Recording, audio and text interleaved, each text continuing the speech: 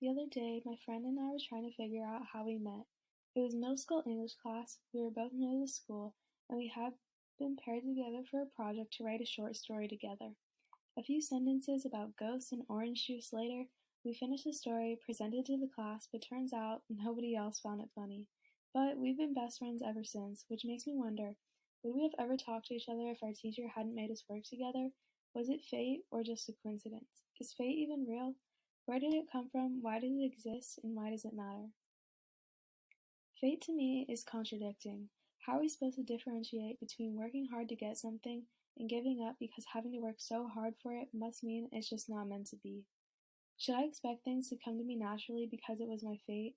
I always grew up hearing phrases like it wasn't meant to be, where everything happens for a reason, but I can't help but think about if these sayings, along with fate, were just made up as some sort of excuse or blanket to fall on when things don't go as planned. It's so easy to blame our mishaps on outside forces or things we can't explain in the hope that it was supposed to turn out that way. The idea of fate seems to provide security to many. It's a comforting idea to help cushion a sometimes painful reality. But what even is fate? It has been interpreted by so many people from different backgrounds and experiences, it's hard to find just one overall idea. In Greek mythology, the Fates, or Moirai, are a group of three weaving goddesses who assign individual destinies to mortals at birth. The three Moirai represented the cycle of life, standing for birth, life, and death. Their names are Clotho the spinner, Lachesis the elater, and Atropos the inflexible. The Fates were portrayed as three women spinners, each having a task shown in their name. Clotho spun the thread of life, Lachesis measured its allotted length, and Atropos cut it off with her shears. They are almost always pictured weaving or binding thread, or seen writing the Book of Fate. Clotho, who Clotho was able to make major decisions like who was born and when they were born. Once this was done, Lachesis would choose the lifespan of the person based on the length of the thread and assign their fate. Lastly, Atropos would cut the thread, signifying the end of one's life.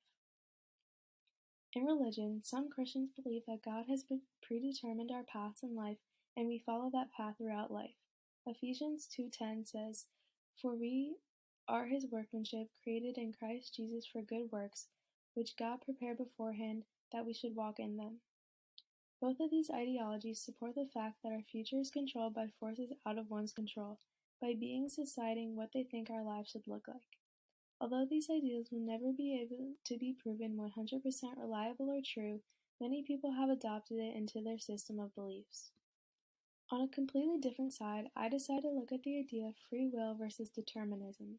The view that humans are capable of entirely free actions is known as libertarian free will.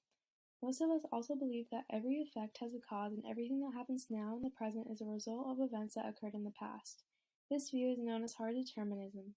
Looking at these definitions, it's easy to believe that both of these are true. Some things are completely up to you and some things are controlled by cause and effect.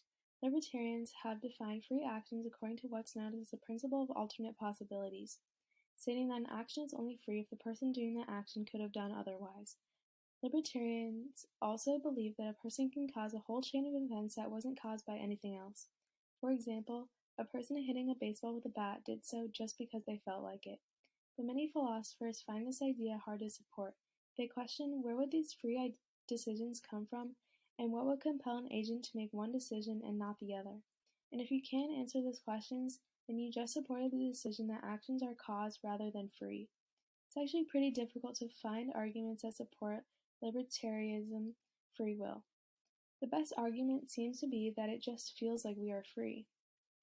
Taking a look at determinists, 18th century philosopher Baron d'Holbach thinks that none of our actions are actually free.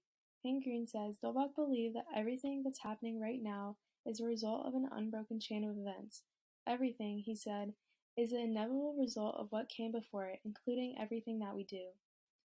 Us as humans see our mind as being able to make free decisions, but determinists say that our actions have a bunch of invisible causes that happen in our brains.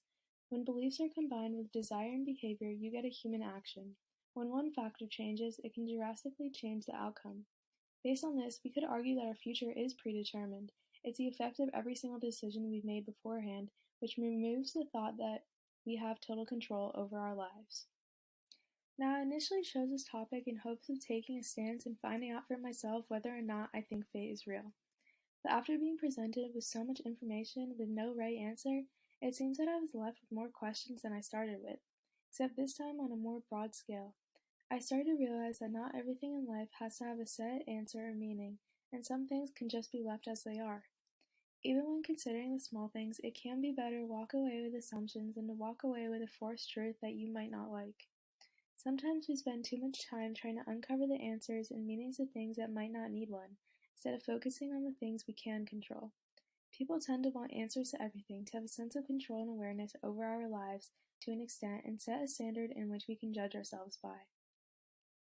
What is the meaning of life has become such a well-known question because people want something they can work towards, like a goal, instead of simply just living and creating their own future. I believe that believing in fate is comforting. It allows people to accept their lives as it is, and it brings hope for the future when none seems to be in sight. It lets people believe there's a bigger picture and end payoff to their struggles, which is perfectly fine, and is what so many of us desperately need to keep going. Some people could argue that believing in fate is freeing. It lets you live your life knowing there's a plan for you out there somewhere, and you just have to find it.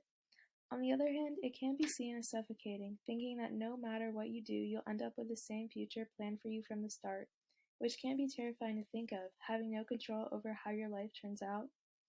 Either way, all we can do now is focus on the present, plan for the future, and stop living in a world of theoreticals. It's more important to focus on the things you can actually control than dwell on things even science will never be able to fully understand.